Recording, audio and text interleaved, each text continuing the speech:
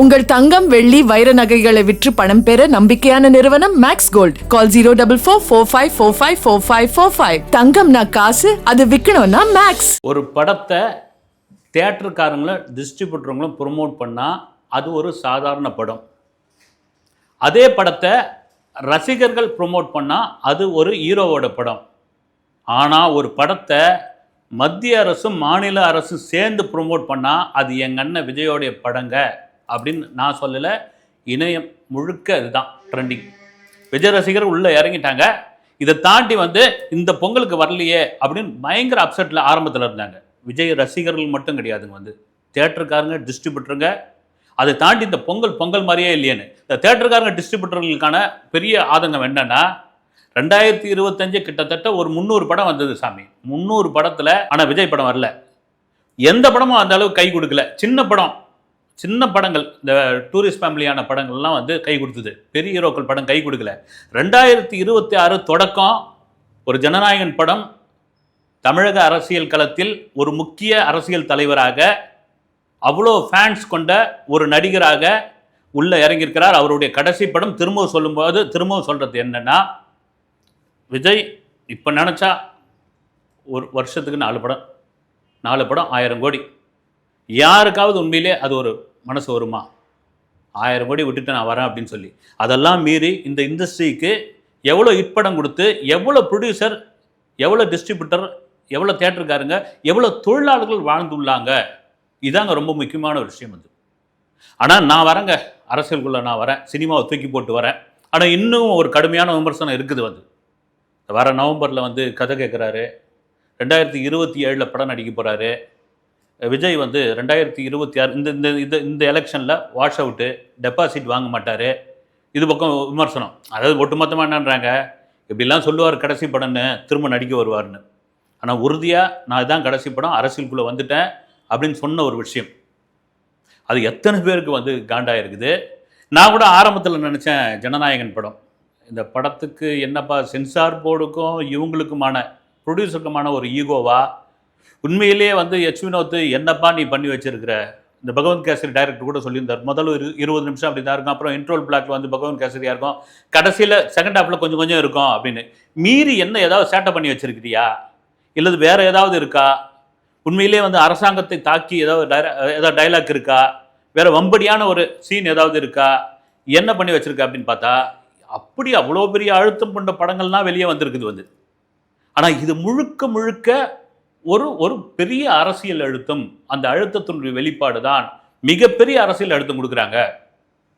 ஒரு பக்கம் ஜனநாயகன் படத்தினுடைய விவகாரம் கோர்ட்டுக்கு வருது, இன்னொரு பக்கம் சிபிஐ விசாரணைக்கு போகிறார், இன்னொரு பக்கம் படம் வெளியே வருமா வராதான் ஒரு பக்கம் இதுவாகுது, இன்னொரு பக்கம் இதுக்கு முழுக்க பின்னணியில் அரசியல் தான் இருக்குது. இதெல்லாம் ஒரு பக்கம் போயிட்டு இருக்கும்பொழுது, ரைட்டு, இன்னைக்கு பொங்கல் விழா, மத்திய இணையமைச்சர் எல் முருகன் அவர்களுடைய டெல்லி வீட்டில் பிரதமர் மோடி கலந்துக்கிட்டாரு. அதோடு சேர்ந்து ஷாக்கிங்காக என்னென்னா, பராசக்தி படக்குழுன்னு சொல்லத்தை தாண்டி சிவகார்த்திகேயன், ரவி மோகன், ஜிவி பிரகாஷ், என்ன சாமி படம் முழுக்க இந்திக்கு எதிராக பேசியிருக்காங்க. இந்த இந்தியை உள்ளே விடக்கூடாதுன்றாங்க. இந்தி தான் இங்கே ஹாத்தாஹே அப்படின்ட்டு ஒரே படம் முழுக்க இந்தியை போட்டு கலாய்ச்சிருக்காங்க. எப்படியாவது இந்தியா முழுக்க இந்தியை கொண்டு வந்துடணும் அப்படின்ற ஒரு நோக்கத்தில் இவங்க இருக்காங்க. அப்படி இருக்கும் பொழுது ஏறக்குறைய மத்திய அரசை ட்ரிகர் பண்ணி தான் அந்த படம் இருக்குது. ஆனால் கட் பண்ணால் இங்கே போய் பார்த்தீங்கன்னா இவங்க போய் பொங்கல் விழா கொண்டாடிக்கிட்டு இருக்காங்க. இது பராசக்தி ஒரு டிஎம்கே படம், அவங்களுடைய ஆதரவோடு வந்த படம். ஏன் அவங்க தான் ரிலீஸ் பண்ணியிருக்காங்க. அப்போ யார் பி டீம், யார் சி டீம், யார் ஏ டீம், இது ஒரு பக்கம் ஓடிக்கிட்டு இருக்கு. இன்னொரு பக்கம் என்னென்னா, ஏங்க இந்த இந்தி எதிர்ப்புக்கு, இந்திய உள்ளே வரக்கூடாதுக்கு மிக முக்கியமாக இருந்ததே காங்கிரஸ் தான். இது காங்கிரஸ் தான் எதிரியே. அந்த திரைப்படத்தில் மறைந்த முதல்வர் பக்தாச்சலம் கேரக்டரில் ஒருத்தர் நடிச்சிருப்பார். பயங்கர வில்லனாக காமிச்சிருக்காங்க. இதை தடுத்ததே காங்கிரஸ் தான். மற்றபடி இதுக்கு பிஜேபிக்கும், மற்றபடி தேசிய ஜனதா தளம், எந்த தேசிய கட்சிக்கும் இதில் உடன்பாடு இதுவே கிடையாதுங்க. அவங்க தாங்க. அதனால் இது நாங்கள் ஒன்றும் பொறுப்பே இருக்க முடியாது. நீங்கள் படத்தை நல்லா ஒரு முறைக்கு 2 முறை போய் பாருங்கள். அப்படின்னு சொல்லியிருக்காங்க. இது முழுக்க முழுக்க திராவிட அரசியல் பேசக்கூடிய ஒரு படம். இந்த திராவிட அரசியல் அப்படின்போது அந்த பிஜேபி கொள்கைக்கு ஒத்து வருமா அப்படின்னு கேள்வி. இதெல்லாம் இருக்கும்போது சிவகார்த்திகேயனை தாண்டி அப்புறம் பராசக்திக்கு எதிரான விமர்சனங்கள். இப்போ சுதா கோங்கரா கூட வந்து சக்ஸஸ் மீட்டில், பராசக்தி சக்ஸஸ் மீட்டில் சொல்லியிருந்தாங்க, நேரடியாக சொல்ல இந்த படத்திற்கு எதிராக ஏதோ ஒரு கும்பல் ஒரு எதிர்மறையான விமர்சனங்கள், நிறைய மீம்ஸு என்னை பற்றிலாம் கூட வந்து போட்டுக்கிட்டு இருக்காங்க. ஆனால் அதெல்லாம் தாண்டி படம் படமாக பாருங்கள் அப்படின்னு யாருன்னு சொல்லலை, வந்து ஒரு ஆதங்கத்தை வெளிப்படுத்தியிருந்தாங்க. இன்னொரு பக்கம் சிவகார்த்திகேயன் தொடர்ச்சியாக விமர்சனங்கள், தொடர்ச்சியாக எதிர்கருத்துகள். விஜய் ரசிகர்கள் சமூக வலைதளங்களை ரொம்ப துப்பாக்கி கொடுத்தவர்ப்பா அவர் வந்து அடுத்த லெவலில் கொண்டு வந்து நிறுத்தினவர் வந்து டக்குன்னு தூக்கி துப்பாக்கியை தூக்கி விஜய் முதுகிலேயே வச்சுட்டியே, தலைவர் முதுகிலேயே வச்சுட்டியே, இந்த பராசக்தி வரத்துக்கான முக்கிய காரணமே நீ தான் சாமி. நான் கூட ஆரம்பத்தில் இல்லை, ஒரு ஹீரோ நினச்சா அதெல்லாம் கொண்டு வந்துட முடியுமா, ஹீரோவுக்கு இதில் என்னங்க வேலை அப்படின்னு பொழுது இன்றைக்கி அந்த பொங்கல் விழாவை பார்க்கும்போது தோணுது, இது எப்படிங்க மேட்ச் ஆகுது? இந்த பக்கம் அரசியல் எதிரி, அந்த பக்கம் கொள்கை எதிரி. விஜய் சொன்னது தான், இப்போ 2 பேரும் ஒன்றா சேர்ந்துட்டாங்களா அப்படின்ற ஒரு கேள்வி பொதுவாகவே இருக்குது. இதெல்லாம் தாண்டி இது வாவாத்தியார் அதனுடைய ப்ரெஸ் மீட்டு 2 நாளைக்கு முன்னாடி நடந்தது. அந்த படத்தினுடைய தயாரிப்பாளர் ஞானவேல் ராஜா அவர் ஓப்பனாகவே மேடையில் பேசினார். வந்து அண்ணன்த்து தம்பின்ட்டு, அப்புறமா அந்த மேடையில் போய் அழறது, அப்புறமா அந்த அண்ணனுக்கு எதிராக போய் படத்தை வெளியிடுறது, இதெல்லாம் என்னங்க அப்படின்னு. அது ரைட்டு விடுங்க, சிவகார்த்திகேயனுக்கு என்ன தொந்தரவு பண்ணியிருக்காங்க, என்ன நடந்திருக்குன்னு நிறைய பேர் இண்டஸ்ட்ரியில் இருக்கிறவங்களுக்கு தெரிஞ்சு சரி இந்த மேடையை அவர் பயன்படுத்திக்கிட்டார். ஏன்னா சிவகார்த்திகேயன் அழுத சம்பவம்லாம் இருக்குது இல்லை, அது இப்போ எதுவும் கலர வேணாம். உடனே வாவாத்தியாருக்கு வந்து விஜய் ரசிகர்களுடைய ஆதரவு ஒரு பக்கம் இருக்கிறது, அவங்க வந்து கொண்டாடிக்கிட்டு இருக்காங்க. Right, okay. ஏன்னா ஒரு ஜனநாயகன் படம் இந்த அளவுக்கு நீங்கள் நெருக்கடி கொடுக்குறீங்க, இந்த அளவுக்கு நீங்கள் முட்டுக்கட்டை போடுறீங்க, இந்த அளவுக்கு அந்த படத்தை வரக்கூடாதுன்ற அளவுக்கு நீங்கள் தடுக்கிறீங்க அப்படின்னும் பொழுது அந்த படத்து மேலே உங்களுக்கு எதுவும் இல்லை, அந்த படத்தில் நடித்திருக்கிற அந்த கதாநாயகன் மீது, அந்த ஹீரோ மீது, அந்த அரசியல் தலைவர் மீது தான் உங்களுக்கு காண்டு. இப்போ பொதுவாக பொதுவெளியில் நிறைய பேர் சொல்கிறது என்னென்னா, இந்த வழக்கை இந்த படத்தை அப்படியே ரிலீஸ் பண்ண விடாமல் எலெக்ஷன் டேட் அறிவிக்கிறாங்கல்ல, அது வரைக்கும் அப்படியே கொண்டு போயிட்டா எலெக்ஷன் டேட் அறிவிச்சிட்ட பிறகு அரசியல் தலைவர்கள், அரசியல் சார்ந்த விஷயங்கள், ஒரு கட்சி சம்பந்தமான படம் திரையிடக்கூடாது அப்படின்னு தேர்தல் ஆணையம் அதுக்கு ஒரு முட்டுக்கட்டை போடும்.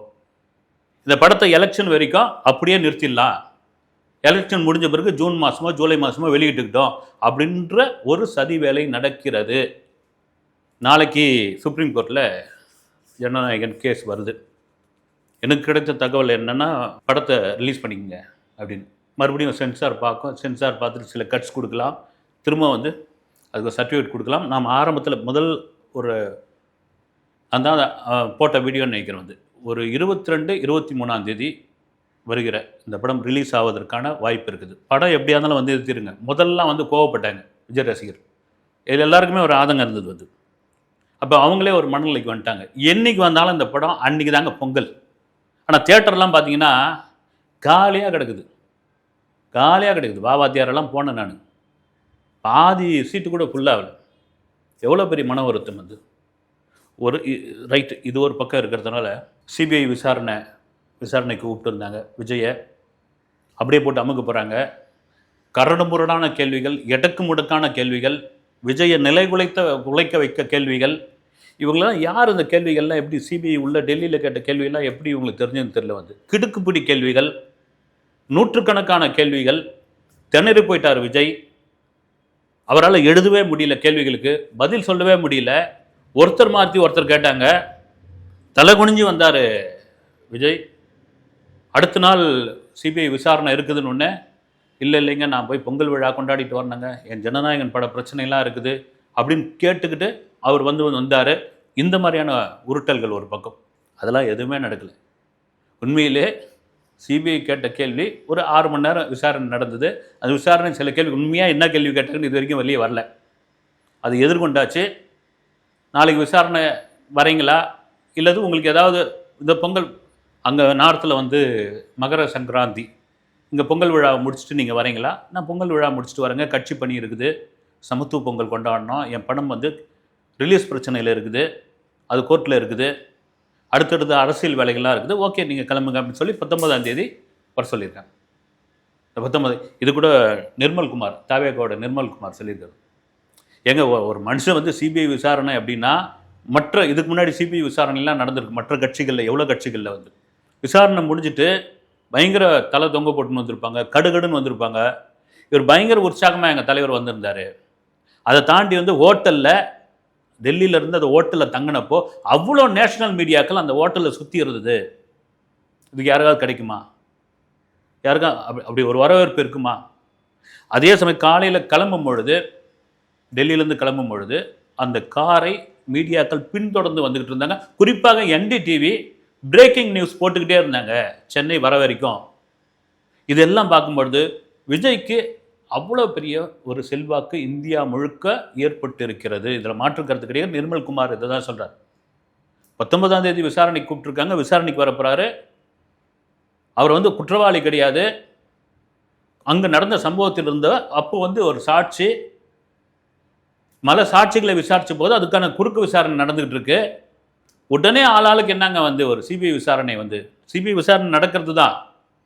ஆச்சா போச்சா, அதுவா இதுவா அப்படின்னு இதை பார்க்க சொல்ல NDA கூட்டணிக்கு நீ வரையா இல்லையா அப்படின்ற ஒரு அழுத்தம் விஜய்க்கு இருக்குது. NDA கூட்டணிக்கு வரீங்களா இல்லையா, சொல்கிறீங்களா இல்லையா? ஓகேனா டிக்கு, ஜனநாயகன் டிக்கு.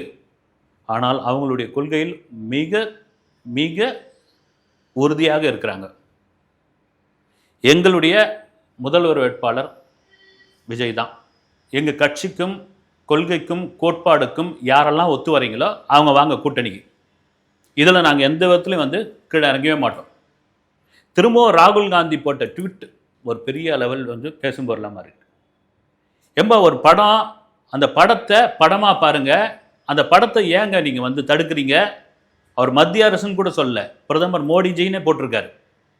இந்த படத்தை தடுக்கிறதுனால ஒரு தமிழர் பண்பாடு, தமிழர் கலாச்சாரம், ஒரு தமிழருக்கான ஒரு ஒரு ஒரு விஷயம், அவ்வளோ தமிழர்கள் கொண்டாடக்கூடிய ஒரு நடிகர், அவரை வந்து நீங்கள் டிஸ்டர்ப் பண்ணுறீங்க. இது அப்பட்டமாக தெரியுது. நிறைய பேர் கூட சொல்லிட்டு இருந்தாங்க, என்னப்பா ஒட்டுமொத்தமாக காங்கிரஸ் பூரா இறங்கி விஜய்க்கு சப்போர்ட் பண்ணிகிட்டு இருக்காங்க, காங்கிரஸ் வந்து கூட்டணியில் இழுக்கிறாங்களா அப்படின்னு. இந்த பக்கம் வந்து வாங்க, நீங்கள் பிஜேபியோட அழுத்தம் அதிகமாக இருக்குது, திமுகவை எதிர்ப்பவர்கள் எல்லாரும் ஒரே அணியில் இங்கே வந்து சேர்க்கணும் அப்படின்றதுல பிஜேபி மிக மும்முரமாக இருக்குது. அதிலும் வந்து இளைஞர்களுடைய ஓட்டு, பெண்களுடைய ஓட்டு 2026 கணிசமாக பெறக்கூடிய இளம் தலைவர் விஜய்க்கு இருக்கு. விஜயை விட்டுறக்கூடாது அப்படின்னு இது ஒரு பக்கம். இந்த விமர்சனம் ஒரு பக்கம் இருக்கும்பொழுது, எப்படிங்க வந்து மத்திய அமைச்சர் எல்முருகன் அவர்கள் வீட்டில் நடக்கிற பொங்கல் விழாவுக்கு பிரதமர் மோடி வராரு. அங்கே பார்த்தீங்கன்னா சிவகார்த்திகேயன் உட்காந்துட்டு இருக்காரு, ரவிமோகன் உட்காந்துட்டு இருக்காரு, ஜிவி பிரகாஷுக்கு ஏறக்குறைய வந்து பராசக்தியோட டீம்லாம் இருக்குது. இவங்கெல்லாம் ஒன்றுக்குள்ளே ஒன்றா இவங்க வந்து வெளியே அரசியலில் வந்து இது பண்ணுறாங்களா? அரசியல் என்ன வேணாலும் நடக்கலாம். நான் ஆரம்பத்தில் சொன்னது தாங்க, வந்து விஜய் அரசியலுக்குள்ளே வரப்போகிறாரு. வலைதளத்தில் ஒரு கட்சியோட பேர் அறிவிச்சார் பாருங்கள், பிப்ரவரி மாதம். அப்போ நான் சொன்னது வந்து எப்போவுமே அரசியல் களத்துக்குள்ளே நமக்குள்ளே சண்டை இருக்கலாம், நமக்குள்ளே வந்து போட்டி இருக்கலாம், நமக்குள்ளே வந்து சட்டை பிடிக்கிற மாதிரியான ஒரு விஷயம் இருக்கலாம், நமக்குள்ளே எதிர்கருத்து இருக்கலாம், நமக்குள்ளே வந்து சாணிய வாரி அடிச்சுக்கலாம், சேத்த வாரி வந்து பூசிக்கலாம். ஆனால் புதுசாக ஒரு ஆளை உள்ளே விடக்கூடாது. விட்டோம்னா அவ்வளோதான் அப்படின்னு. அதை எப்போ அவங்க உணர்ந்தாங்கன்னா, முதல்ல அசால்ட்டாக விட்டாங்க விஜய். ஏதோ வலைதளத்தில் கட்சி ஆரம்பிச்சிருக்காரு, யாரோ எழுதி கொடுக்குற டைலாக் ஒருத்தர் படிக்கிறவர், தன் கட்சி கொடியை கூட பொதுவெளியில் வந்து அவரால் வந்து அறிமுகப்படுத்த முடியல, தன்னுடைய பனையூர் ஆஃபீஸில் அறிமுகப்படுத்தினார் அப்படின்னு.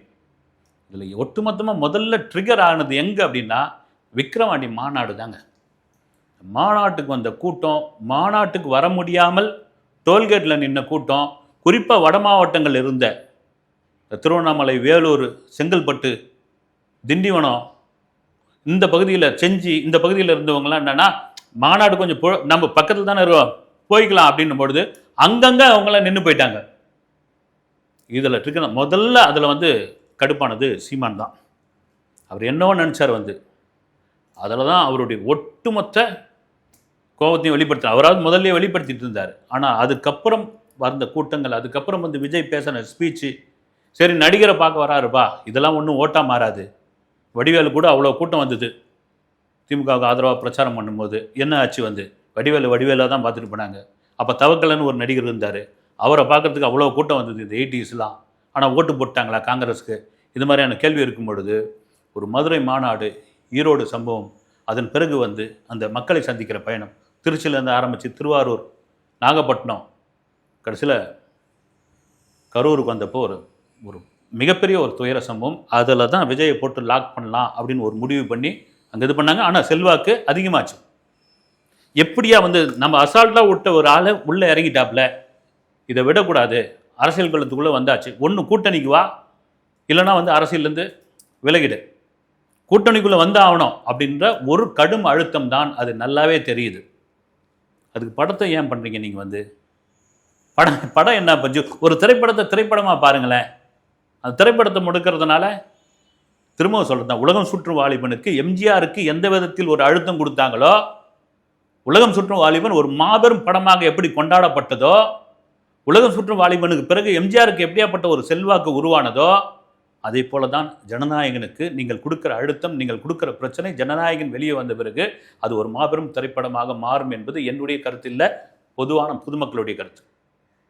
இது வந்து அரசியல் களத்துக்குள் இன்னும் பெரிய வீரியத்தை விஜய்க்கு கொண்டு போய் சேர்க்கும் என்பதும் பொதுவானவர்களுடைய கருத்து, அரசியல் அனுபவசாலிகளுடைய கருத்து.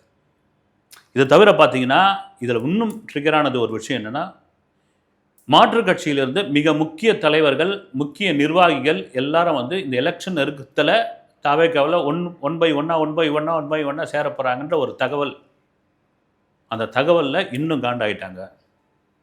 ஒரு சாதாரண கட்சி, ஒரு பவுடர் பூசின கட்சி, ஒரு பால்வாடி கட்சி, ஒரு டைலாக்கை A4 வச்சு பேசுகிற கட்சி அப்படின்னு நினச்சா அதனுடைய வளர்ச்சி கிரிக்கெட்டுன்னு 2.5 வருஷத்தில் இப்படி வந்து நிற்குதுன்னு போது அதுக்கு ஒரு அழுத்தம் இருக்குதான் செய்யும். அந்த அழுத்தத்தினுடைய வெளிப்பாடு தான் ஜனநாயகன், சிபிஐ, பொங்கல் விழா எல்லாம் மாறி மாறி மாறி மாறி மாறி வருது. இதெல்லாம் மீறி நாளைக்கு வருது. எனக்கு தெரிஞ்சு ஜனநாயகன் படத்துக்கான ரிலீஸ் அறிவிச்சிருவாங்க. விஜய் ரசிகர் சொல்கிற மாதிரி தான், ஜனநாயகன் படம் எப்போ வந்தாலும் அது அன்றைக்கி பொங்கல் தாங்க. அது வந்து பெரிய பொங்கல் விழா. அதை தாண்டி சிபிஐ விசாரணை தான் நடக்குது. என்ன நடக்குது? சிபிஐ அடுத்த கேள்வி கேட்க போகிறாங்க, அடுத்து ஒரு இது சொல்ல போகிறாங்க. இதெல்லாம் தாண்டி இறுதியான முடிவு சிபிஐயுடைய முடிவாக இருக்கும். ஓகே, விஜய் தன்னுடைய கொள்கை கோட்பாடு உறுதியான ஒரு விஷயம், முதல்வர் வேட்பாளர், யாருடனும் கூட்டணி நீங்கள் வாங்க, நான் வர முடியாது வந்து அப்படின்ற தெளிவாக இருக்கிற அந்த உறுதி தான், அந்த உறுதியை உடைப்பதற்காக தான் இந்த வேலைகள்லாம் நடந்து கொண்டு இருக்கிறதோ அப்படின்ற ஒரு மிகப்பெரிய சந்தேகம் ஏற்படும். இதெல்லாம் மீறி ஒரு ப்ரெஷர் குக்கர் மாதிரி தான். அந்த ப்ரெஷர் குக்கரை நீங்கள் எவ்வளோக்கு எவ்வளோ அழுத்தம் கொடுக்க ஒரு கட்டத்தில் வந்து அந்த ப்ரெஷர் குக்கர் புக்குன்னு தூக்கிக்கும். அது மாதிரி தான் வரட்டும் ஜனநாயகன், வரட்டும் 2026 எலெக்ஷன் வந்துடுச்சு. என்ன நடக்க போகிறது அரசியல் களத்தில்? ஜனநாயகன் என்ன அரசியல் பேச போகிறது? ஜனநாயகன் படத்திற்கு இவ்வளோ பெரிய பிரச்சனை என்ன காரணம்? படம் பார்த்த பிறகு தெரியும். உண்மையாகவே அதில் அரசியல் இருக்குதா, இல்லை அரசியலுக்கு எதிரான விஷயங்கள் இருக்குதா, அல்லது வந்து பொது குந்தகத்தை ஏற்படுத்தக்கூடிய காட்சிகள் இருக்கா, டைலாக் இருக்கா? இது உண்மையாக பகவந்த் கேசரியா, இல்லது பகவந்த் கேசரிலேருந்து சில காட்சிகளா? எல்லாம் தெரிஞ்சிரு போயுது. ஆனால் விஜய், நான் ஒன்று சொல்கிறது, விஜயை இவர்களாகவே இன்னும் மேலும் மேலும் வளர்த்து கொண்டிருக்கிறார்கள், வளர விட்டு கொண்டிருக்கிறார்கள். அவர் வளருவார் என்பதில் மாற்றுக்கருத்து இல்லவே இல்லை. அந்த செல்வாக்கு தேடும்போது அடுத்த வீடியோவில் சந்திக்கிறேன். நன்றி.